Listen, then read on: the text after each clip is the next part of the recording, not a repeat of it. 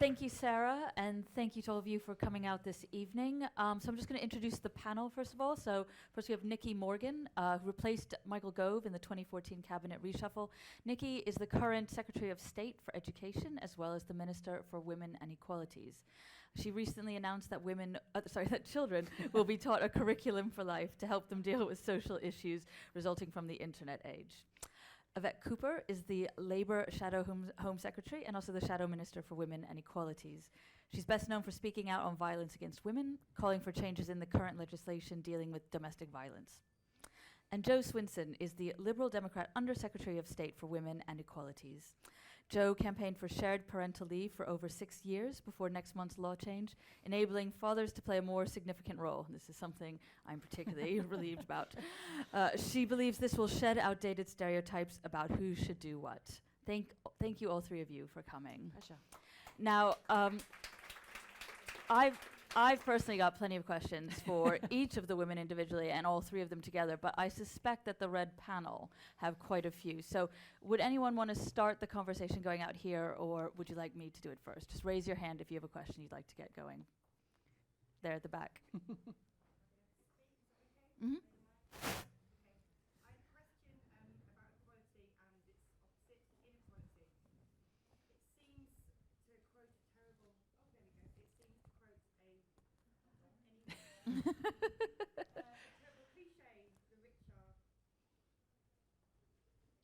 There we go. Hello, I'll start again, sorry. I wanted to talk about equality and inequality and the phrase the rich are getting rich, the poor are getting poor. It seems like inequality in this country is greater than ever before, and I wondered how each of you and your parties might tackle that. Do you want to start, Jo? Sure. I mean, first of all, we do need to worry about inequality. It is a huge problem in society, and certainly the world I want to see is one where it doesn't matter where you're born, whether it's into a large mansion or a small flat, that you will have the opportunity to get on and to succeed and work hard and achieve your potential. And in fact, it's a total waste for our country if we don't provide the circumstances where that can happen.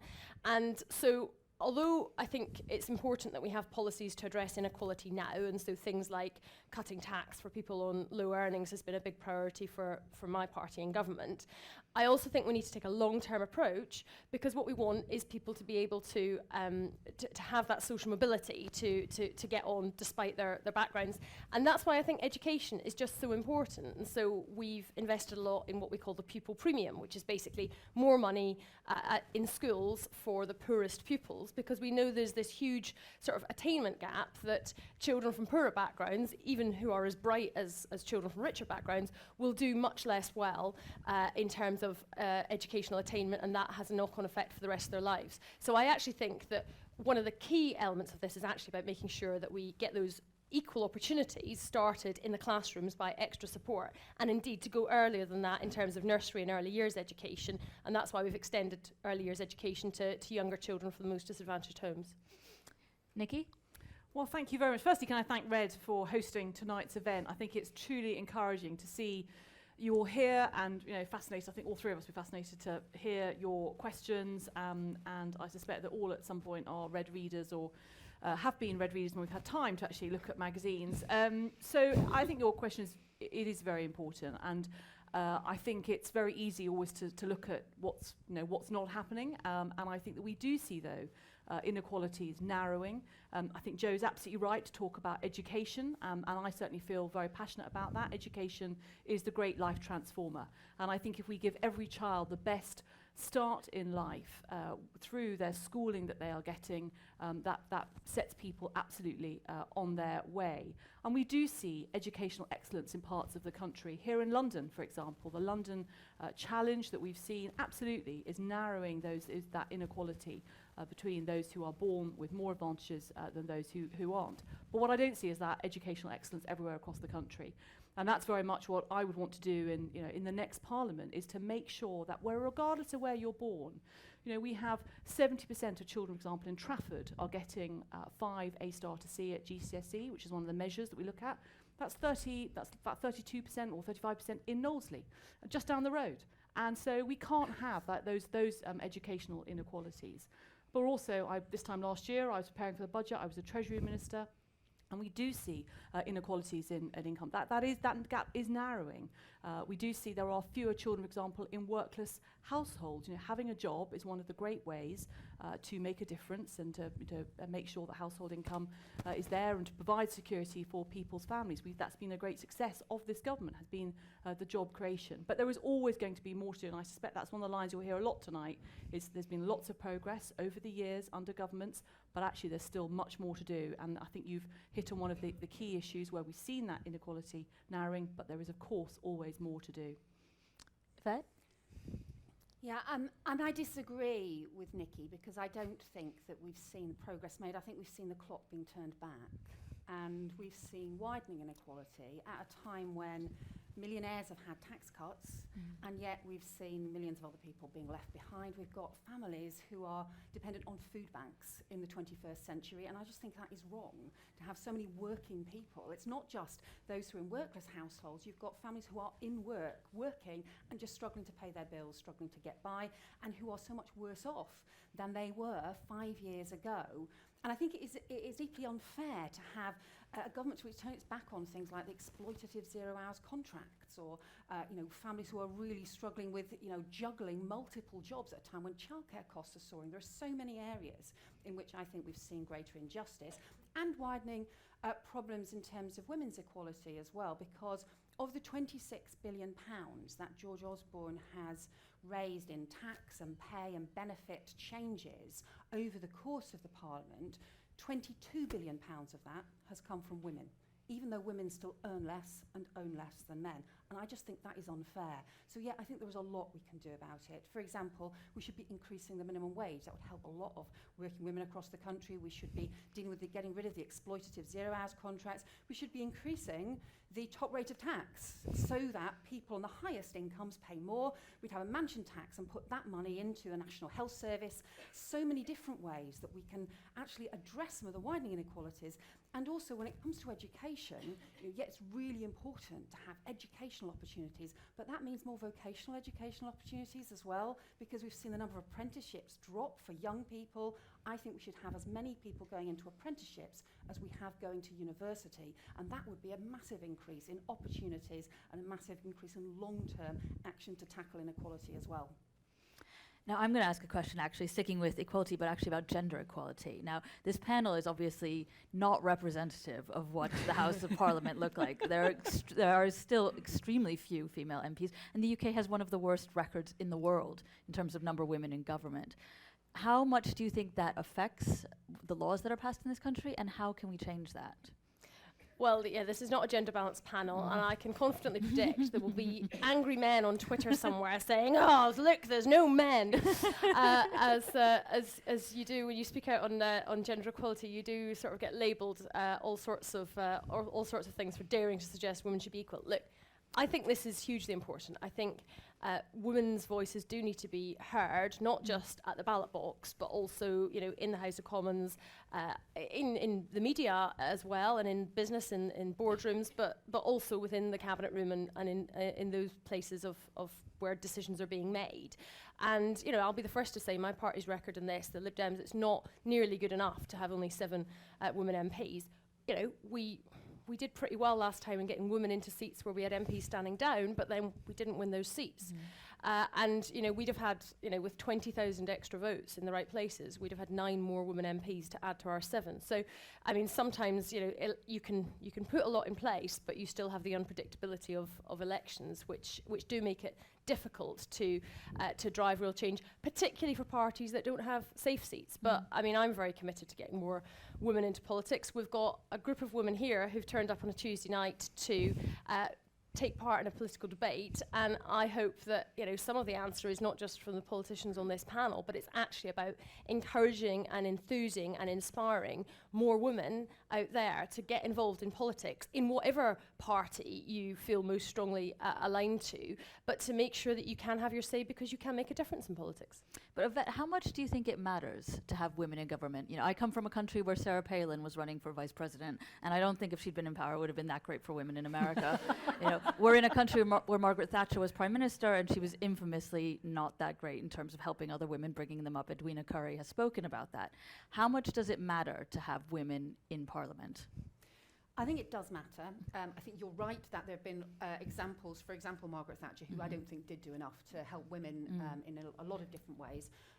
But let me just give you a couple of examples of things where I think it's made a difference having women in Parliament. The example I gave before about the George Osborne figures about of the 26 billion, 22 billion coming from women. I think it was the fact of having only, the predominantly men in the cabinet meant they just didn't notice those figures, whereas we did. We knew, we could see the fact that they were cutting child tax credits so heavily. You could see time and again that a lot of those measures were affecting women, and so we raised it. And we had a similar issue when the Labour government was in, where we had a proposal from the Treasury to introduce tax credits rather than the replacing family credit. And the way the Treasury were trying to design it actually would all have been paid to men. It would all have been paid to, in one-earner families, it would all have been paid to the main earner. And it was because we had women in Parliament spotting this and saying, hang on, this actually isn't going to be the best way to support families. And we got it, the change, the design of it changed. The second example is we had, just a few weeks ago, there's a proposal to have restrictions to abortion laws, which would have gone much further than people first realised.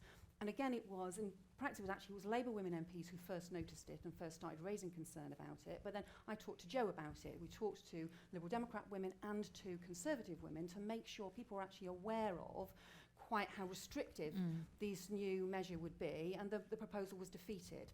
I think if you hadn't had as many women in Parliament in both of those issues, then the same things, things wouldn't have been noticed in the same way. You wouldn't have had people championing the things in the same way.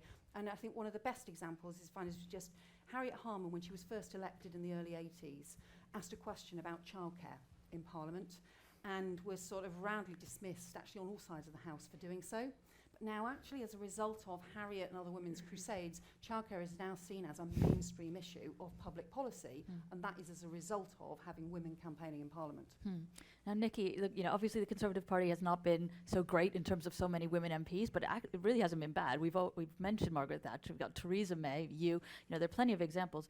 Has this actually helped women? Are Conservative policies good for women in that sense, the ones that come from the female MPs? Yes, and I think it's not just policies that come from the female MPs. And I think both panellists are right. It absolutely matters to have female voices right at the heart of decision making. But you've not got to have them not just at the heart, but actually then listen to and have the policies implemented. And I think it was, Yvette, it was Harriet Harman actually, who I think has been, to be in Parliament for as long as she's been, bringing up a family is a great thing. But, when she became deputy leader of the Labour Party, she didn't automatically become deputy prime minister, unlike John Prescott had. And so I think you have to look at these things all the while. And yes, having Theresa May as Home Secretary, she has absolutely prioritised the work on domestic violence, domestic abuse, Justine Greening, but interestingly also William Hague, an unlikely champion perhaps for preventing sexual violence in conflict, but then he arranged that amazing conference last year with Angelina Jolie and got that issue right up the international agenda. And so I think that's why it's important actually to have a mix of voices. And I think Emma Watson's speech at the UN, when she said, men as agents of change, it's absolutely important to have women there championing the cause, but you also need men as well to be doing that, to be challenging, whether it's in the boardroom or in politics. And so yes, I think we are seeing, and I think what Yvette was saying about women obviously in this government, well, 3 million people are not paying income tax now who were paying it 5 years ago. 58% of them are women. So it is very important to keep banging the drum. But I think maybe some of the questions we'll get tonight, you can't let these things, you can never stop. And so we've had the first female Prime Minister who was a Conservative, first female Member of Parliament actually was a Conservative. But all the time you've got to be championing and going out there and looking for women, and as Jo said, women perhaps in this audience or elsewhere, saying to them, please would you think about becoming a Member of Parliament? And I think one of the things we don't explain well enough is what do Members of Parliament do? And actually the stuff that you see in the House of Commons and debates, it's a tiny fraction of what we do every week. Actually the all-party parliamentary groups, the work that we do as ministers, the stuff that we do in our constituencies and our surgeries and helping people on the ground, that's actually where members of parliament really make a difference to their local areas and to people. And women are brilliant at it, about bringing people together, collaborating, changing things. And you know, that was right about things that women have worked on. One of the things I worked with Meg Hillier on was about the changes to the hours in this parliament. You know, we still sit till 10 o'clock on Monday nights, but we now don't sit till 10 o'clock on Tuesday nights, and we changed the hours earlier on in this parliament. And that, again, was about women of all parties getting together and saying, you know what, this has to change, because actually if we can have one less late night a week, then actually that just makes the whole thing about juggling families just that little bit easier. I'm going to hog the floor for one more question, if that's okay, because I'd like to ask Nicky a specific question. Sticking with equality, as this woman back there reminded me, actually talking about sexual equality. So Nicky, you voted against the legalization of gay marriage in 2013. What message do you think it sent for the Tory party to then appoint you equalities minister? And you've since said you would probably change your vote. Surely now it should be an unequivocal yes as the equalities minister. It is an unequivocal yes, and I don't think I said probably. I think I said that I would vote differently, and I think that's absolutely right. And I think one of the things in politics is admitting when you have learnt something and saying, actually, you know what, I would do it a different way again. And I think actually that people. I hope that people respect that. That's obviously people make their own judgment about it. And I think I was appointed Women's Minister first in April of last year, working alongside Jo, and I think we've done some good things. And since then, and again, there's always more to do. And I think what the Prime Minister wanted was he wanted those two roles to be together. And there was no condition. But as I say, you know, I have lots of friends who are in same-sex civil partnerships. And I didn't come into politics to exclude people. And actually, when I realised that's how people interpreted the vote, then I was, thought, no, actually, I've changed my mind, and I'm going to say that. How else could they have interpreted the vote when you voted against it? Well, I agree. I think that's something. It's difficult as a constituent member of Parliament. You are juggling lots of things, and part of the reason I voted against was I felt that the policy hadn't been explained. There were a lot of people who were uncomfortable with it. And weren't persuaded of the need for change, and thought it was a big step for society. But absolutely, when people said, I feel very excluded from something that's important to society, then yes, I was ready, more than ready, to say, yep, you know what, I've rethought it, and I think I would do it differently. Well, let's open it back up to the panel. I'm sure plenty of you have questions. Who would like to lead next?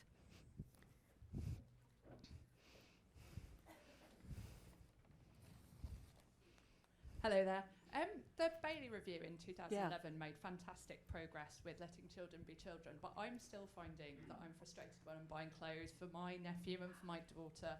And if I want to buy dinosaur or science T-shirts, I have to go to the boys section. If I want to buy brightly coloured or Frozen T-shirts, I have to go to the girls section. So I guess my question is, are you concerned that retailers overly stereotype children?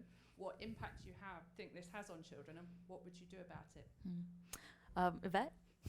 Yeah, I think it's part of a wider kind of cultural change and cultural challenge here that it's you kind of worry as well that it goes backwards across the generations rather than being able to go forwards, rather than having a wider range of opportunities. I always assumed I had far more opportunities than my mum, who had more opportunities than my grandma, and you sort of think that somehow with each generation that things will change. And yet you look then, my daughters, and actually worry about whether some of their horizons being narrowed. I think some of this is about all of us challenging, because it's not necessarily about what government can do, it's about what all of us can do to challenge. I do think there are some of the issues which are around a kind of sexualisation and attitudes towards sort of sexual relationships and violence in relationships and those sorts of things, where actually I do think there is a role for government. It's not just about, the kind of arguments with retailers or pressure on retailers and things like that. There is actually a role for government. That's why, for example, I think we need compulsory sex and relationship education in schools, for example. I think we should be teaching zero tolerance of violence in relationships, teaching about respect and equality as part of that, and making sure that every school does it. And that kind of, I think, underpins just a wider thing of just continually challenging attitudes towards our young people and our teenagers, so that whatever their background, whatever their circumstances, whatever their gender, they can get on and can do things, and making sure that that's not something that's sort of dismissed. There was a period in which a lot of people didn't want to describe themselves as feminist. And I just think everybody should be prepared to use the F word and should be able to say, boys should be feminists too. And we should, the biggest attack I ever got on social media was this sort of vitriolic attack when I said we should be teaching our boys to be feminists and that's the way we should have equality. But the hostility to that. But that is actually what it's about, whether it's about the toys kids play with, whether it's about the opportunities they have in school or whatever. It's about making sure that our boys and our girls in the next generation are feminists. Nicky? I think it is about constantly challenging, and I think it is about saying the whole time questioning. And I was just thinking as I was listening to that and your question, do you remember when, I think it was Asda, I don't want to libel somebody now, but there was the thing about the Halloween costume and the words, the mental health patient or something, and there was that outcry on social media and in society, and actually they withdrew. I think, it was for whatever reason, that's for them to explain why they had made that as a purchasing decision. But I think the outcry immediately was there, this is unacceptable. And I think that's what we now need to see all the time, to be constantly challenging ourselves. I'm a mum of a 7-year-old boy, and I hear myself saying things occasionally, and I'm like, no, I can't believe I've just said that. And there's that fantastic video, Run Like a Girl, which if you haven't seen it, Google it, because it absolutely challenges. You start off by saying, well, how does a girl run? And by the end, absolutely, people have completely changed their way that they do that on the video. And I think it is constantly watching, and I think that's right. Government can do some things. I think we can highlight. We can have things like the Bailey Review. We can talk about these in forums like this and on social media. But it is also for all of us. We are all consumers. We are all purchasers. To say and to I'm sure you've done it, to march up to the retail counter or to say, I'd like to speak to the buyer and I'd like to know why the dinosaur pyjamas are in this section and not right the way across for both boys and girls. And I think it is about challenging those stereotypes and not letting up again. I think you can't let these things go.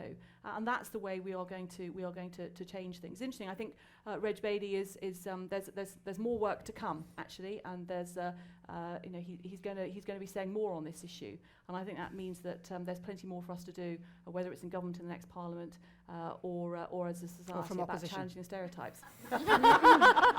She hopes. Jo?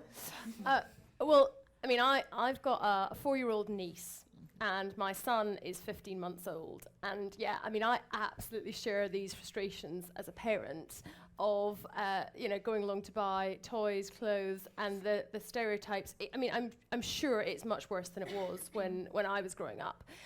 In terms of everything being boys or girls. I think that Let Toys Be Toys and now Let Clothes Be Clothes do a fantastic job. I have to say, I think one of the best hashtags I've ever come across is Dinosaurs for All. I just love that, and it's about the Natural History Museum dinosaur collection in M&S only being marketed to boys, and I just think that it doesn't seem to make sense in 2015.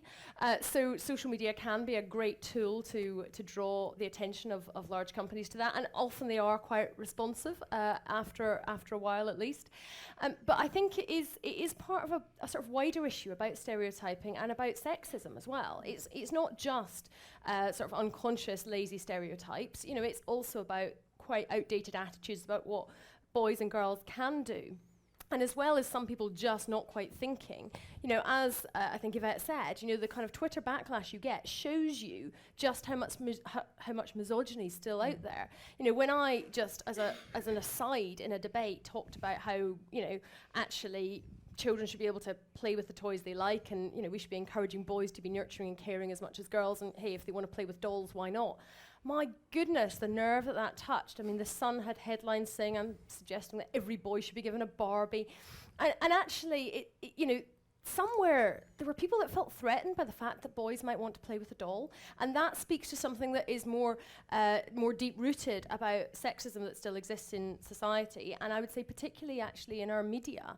I wholeheartedly agree with Yvette's comment about our schools needing to teach proper sex and relationships education, and importantly about consent. But I also think we need a way of tackling this sort of drip feed of sexist images. I mean, if you actually just look at whether it's the entire absence of women on, say, the sports pages of our newspapers, despite the fact that we have fantastic sportswomen in this country, as we saw in the Commonwealth Games last year or in London 2012.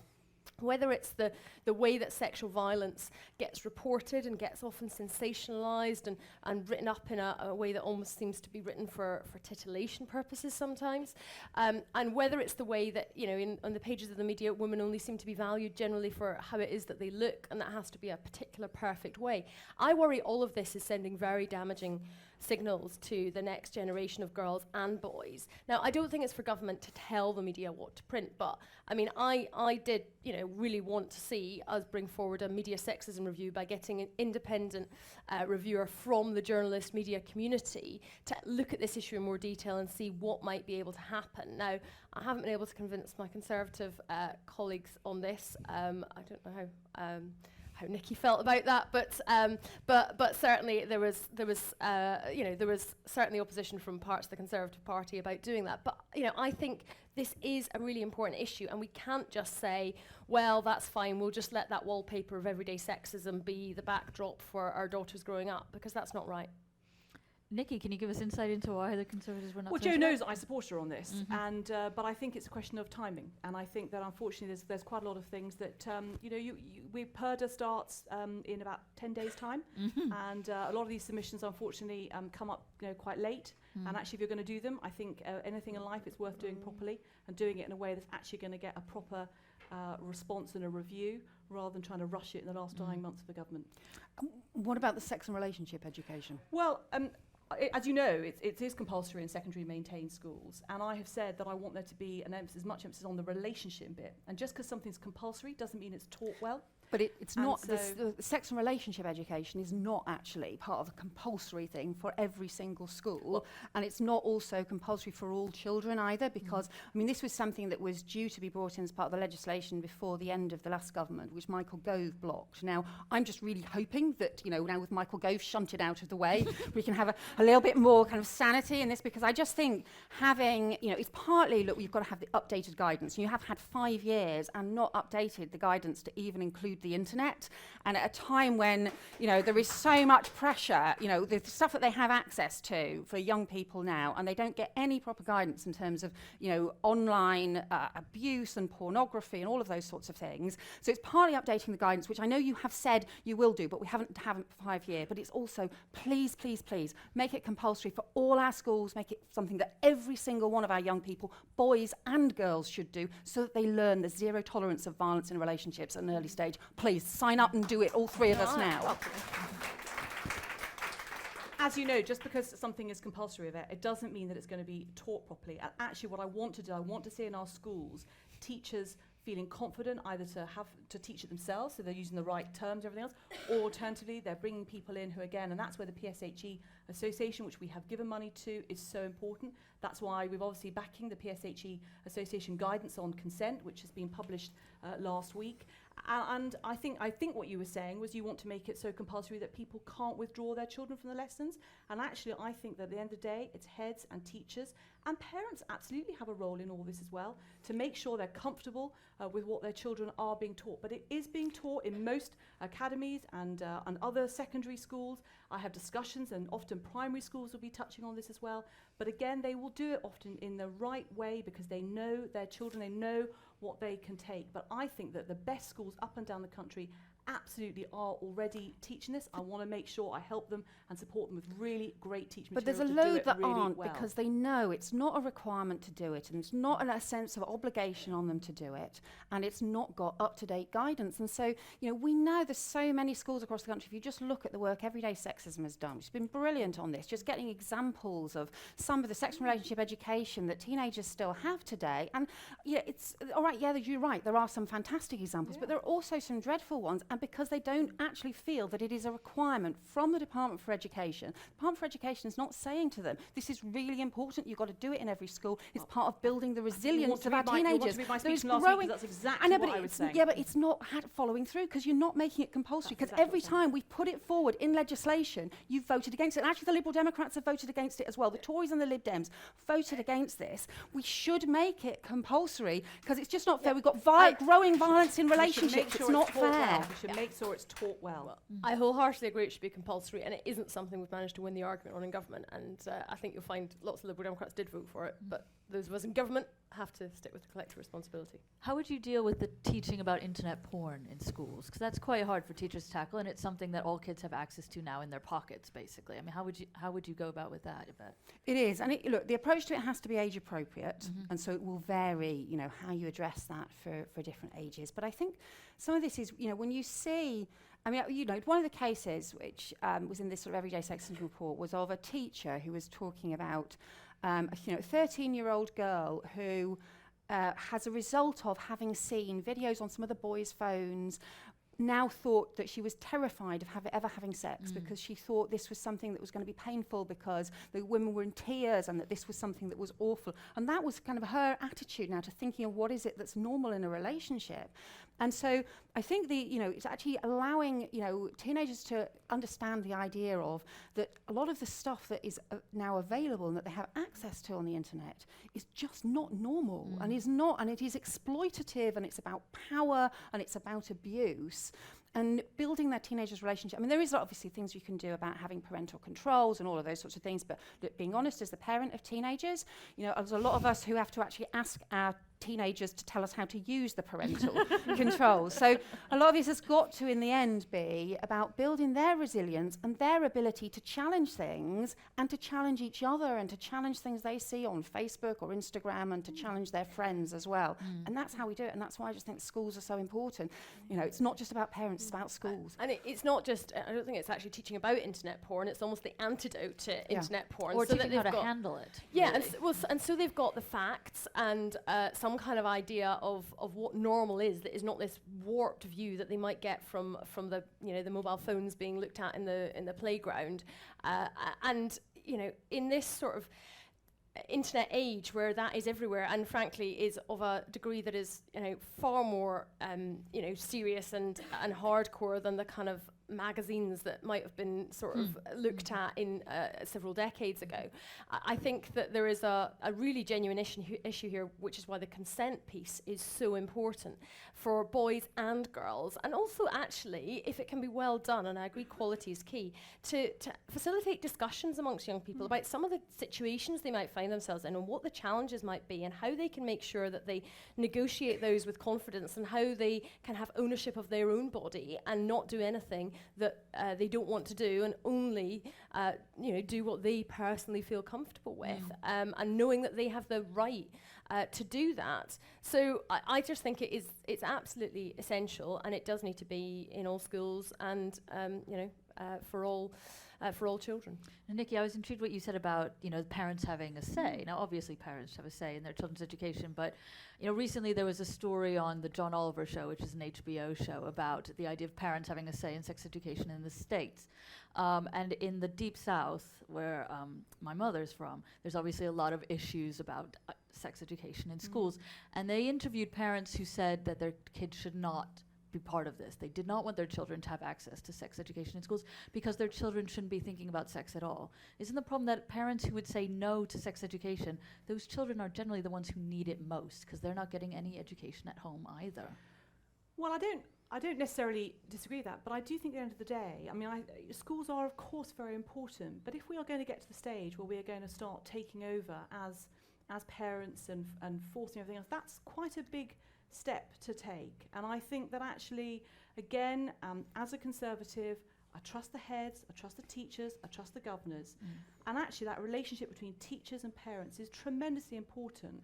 And as a parent, I would never take my son out of a lesson. Frankly, I think that absolutely, I think he should be there with his classmates and listening to everything. But I also think that if I were a parent that had an issue, actually the relationship that is key is the teacher saying, you know what, actually I think your child would really benefit from these lessons. In fact, actually they're missing out from what their classmates are going through, and that important conversation that happens between parents and teachers, rather than government stepping in and saying, I think we absolutely should step in. I did it last week in speech. This is very important. I absolutely agree. The consent. Life is very challenging growing up these days. We have unimaginable pressures on our young people that we didn't have when we were growing up, and people were even a decade ago. But I do think actually that relationship, because if we take everything away from parents, then I think that's that's also taking away from being a parent itself. But the proposal that we had, I think before the last election, that people had done a lot of work on, and that was work between the government, between teachers, with faith groups, with parents, with all sorts of organisations, and had built up quite a consensus around it, was that I think, from memory, I think it was 14, 15 and 16-year-olds would not be withdrawn, that you'd still have parents would be able to withdraw younger children if they chose to, but at least you would say it should be compulsory for all children when they reach those sort of crucial teenage years. And I think, you can build a consensus around that actually has the support for it.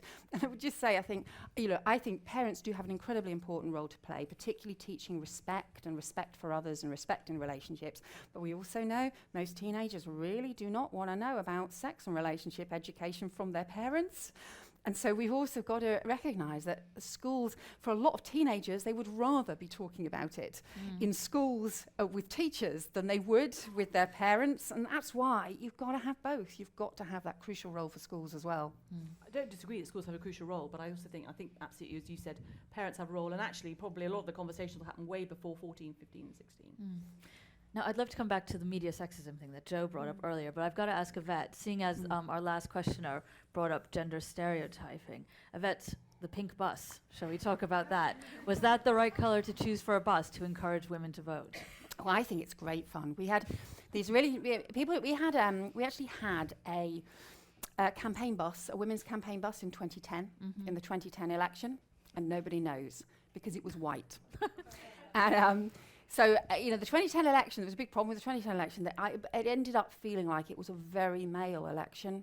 All of the politicians that you saw from all of the parties, certainly from the Conservatives and the Liberal Democrats, but actually too much from the Labour Party as well. You saw a lot of male politicians talking about things and actually very little visibility for women in the 2010 election. And we had a campaign bus that was going around with women MPs and candidates campaigning on issues around women's equality and all sorts of different constituencies around the country. Nobody noticed at all. And so actually what Harriet has done with the pink bus is everybody's talking about it, which means everybody's talking about the issues that affect women, whether it is about childcare, whether it is about the minimum wage and the number of women who are stuck on the minimum wage and seeing their income fall back, whether it's about social care and the pressures on older women, caring responsibilities. Those are the things that they're talking about, in marginal constituencies across the country when they're doing the campaigning. So I think whether it's pink or magenta or whatever colour you like to call it, it's getting people talking. And I know some people feel offended by it, but actually it's getting people talking about the issues that matter to a lot of women right across the country. And that is, I think it's a really good thing, and it's a really fun thing as well. So do come on our pink bus. You're very welcome to join us. I'd like to open up to the panel again. Back there. Hi there. Sorry to return to SRE so quickly after we left it behind, but I just wondered, Nicky specifically, how, I heard what you said, and I heard all the sort of flanneling around why the Conservatives refuse to make this commitment. And I'm just finding it really difficult to understand how they can justify leaving generations now of children without any help. These kids, I have a lot to do with everyday sexism. These kids are in the shit. They don't know their arses from their elbows when it comes to consent, when it comes to porn. They're learning about sex from ways that, I haven't looked at it, and I'm sure you're not going to tell me you have, but it's just extraordinary to me that we're not, that this is becoming a party issue. I don't understand. Why is it? It's not about big government. Obviously, not all parents are going to be able to have those conversations. Obviously, you talk to any teenage children, they don't want to talk about porn with the mum and dad. So what are we doing? We're sowing the wind. We are sowing the wind with a generation of kids, and we're leaving them in the lurch, and we're making it a party issue. And I think it's absolutely disgraceful approaching an election that we can't force this issue and just make it a cross-party and help these children and help us. They're growing up, not understanding the difference. That doesn't, it's not just going to affect young people, it's going to affect all of us. Thank you.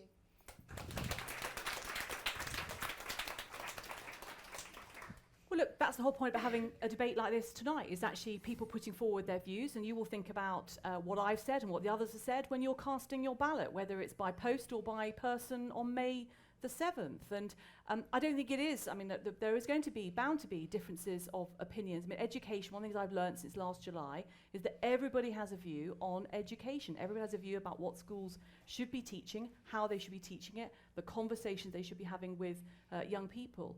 But I don't think it is. I mean, we've been obviously in government for the past 5 years, and Yvette's party had a chance to do this for 13 years before that. And I do very much believe that actually, even if you make things, as I say, compulsory, it doesn't mean that they're done well. And I would much rather say to people, like going to Eastbourne Academy, as I did a couple of weeks ago, where they call it Sphere, their PSHE lessons, and they are inspirational. I'd much rather say, this is a great school, this is what you can do, this is how you do it really, really well, this is how you equip teachers, this is how, when they celebrated LGBT History Month, and they'd have that running right the way throughout the school, all the different classes, all the different teachers. That's how you do it well, not just because I sit in Whitehall and say something is statutory and it has to be done. Consent, we published the guidance last week. It's really, really good. And absolutely, it's got great lesson plans in it. That's the PSHE Association. We're backing it. Teresa and I have written the forward to it and saying this is actually how we think it can be taught really, really well, and the conversations that you will have from it. So I'm not saying that it's not important, but I am saying that just because you say in Whitehall it's something is to be done, it doesn't happen really well everywhere. And actually, I'd much rather give people the tools to have that conversation, have great speakers, get in and inspire our young people, both boys and girls. And we've got one more question from the floor here. Oh, hello. I'm very interested in what you've been saying about education. I'm a teacher. Hello, yes, I'm a teacher. A lot of things for schools to do. That's very interesting. We've also been given curriculum changes. Yeah. So all our GCSEs and A-levels are changing. We are now being measured not on 5 subjects, but on 8. That is not taking into account any of the arts subjects. Do you feel that the arts are only going to become the privilege of the rich? Because they are now being completely devalued from a normal school curriculum, and therefore they won't be the focus of normal secondary schools when we're busy telling the nation's children about sex, porn, and all the other things that we do. Because honestly, in our classrooms, we are already doing those things. And I would like to hear from the Education Secretary a bit of confidence in the staff that are in schools, a bit of confidence in the job that we actually do, a bit of confidence that we are working hard for every child, because it's very demoralising in our profession to keep hearing all these caveats about what we should be doing. What should we be doing in our schools? Not actually ever asking us, unless it's a big, nice, media thing, oh, look, let's take pictures. Oh, look, they do know about PSHE. They do know about all these things. It's very hard to keep hearing what we have to do without being supported, and with having all our arts cut and other areas just not supported. Well, I mean, I've said this evening, I mean, I visit lots of schools. I've already talked about one this evening where the school is doing it absolutely brilliantly. And I've said that there's excellence in our education. And my task, and I think the education department's task, is to help get that excellence absolutely everywhere. And I say, and I was, have a look, online, social media, if you have a moment, because I talk about the excellence of teachers, hardworking professionals up and down the country all the time, because I know what a job. My brother is a teacher. I know exactly how hard teachers work, and they tell me all the time when I go and visit schools. You're absolutely right. There are lots of things. We keep a list in the department of all the things that people say that schools should be doing, and it runs to several pages long at the moment. And if you did all of that, you wouldn't have any time to do actually any teaching. And that's why we launched the workload challenge last year, because we know that our teachers are working longer hours than their international counterparts, but not necessarily teaching for longer. So what else is it that you're doing?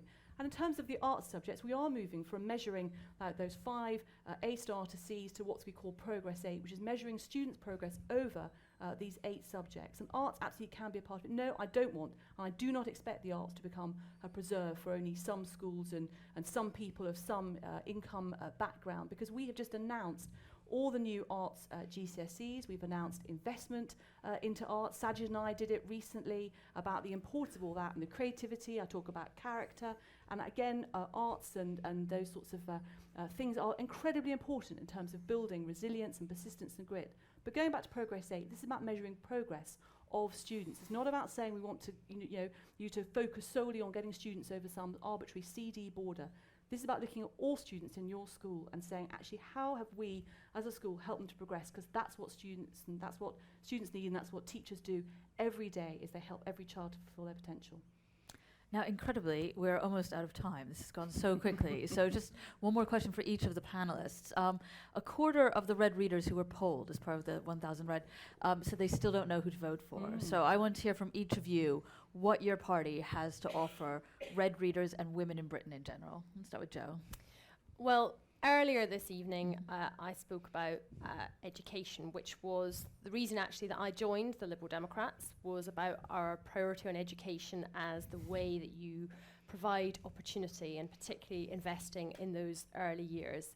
And despite the really challenging economic circumstances that we have found ourselves in, we have prioritised investing in more money for the poorest pupils in schools and extending that free early years education because we know that makes a difference.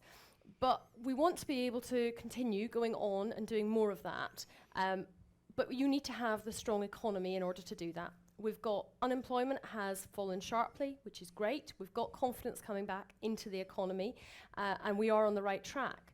But my fear at the election is that you end up either with one extreme or the other, either with a Labour Party that ends up not letting that economy recover because they don't have the credible plan to deal with the economic challenges, or you have a Conservative Party that wants to veer off to the right, and I wish all the people in the Conservative Party were like Nicky Morgan. I think coalition would have been a lot easier over the last 5 years had that been the case.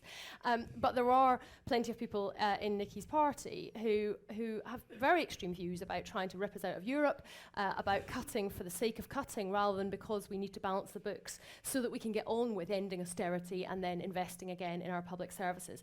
And that's what the Liberal Democrats are offering, a credible plan to balance the books, but then making sure that we invest in public services like the NHS and education. And that's the way that we can produce opportunity for everyone in the country, which will be to everyone's benefit. So that's why you should vote Lib Dem. Nicky? Well, I think our watchword as Conservatives is about security. It's about securing the future of our country, and that means securing the future of everybody in this room and working with people beyond to help them to build that future.